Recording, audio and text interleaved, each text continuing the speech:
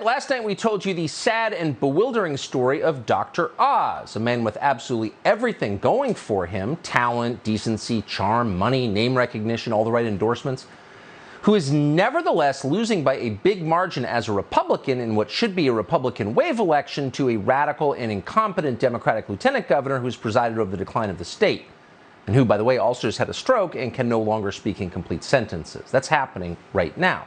Dr. Oz is getting crushed by a stroke victim who was already crazy. It's bizarre. The question is, why is this happening?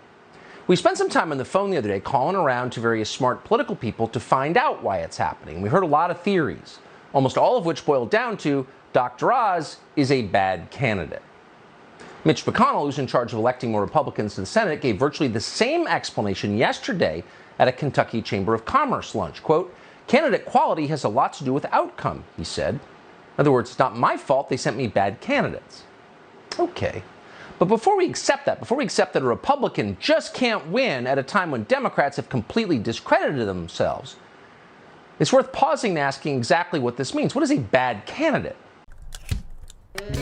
My father taught me how to handle my first gun. I taught my son Oliver how to do the same. I've been shooting and hunting my whole life. So when people say I won't support guns, they're dead wrong. Boom! You may have heard John Fetterman's back on the campaign trail. As a surgeon who's performed thousands of these operations, I know how scary this can be for a patient. I've been praying for him. I'm glad he's okay. Now that he's back, John Fetterman can't keep hiding from voters forever. I mean, Joe Biden hid in his basement. I thought I'd do some grocery shopping. I'm at Wegner's, and my wife wants some vegetables for crudité, right? So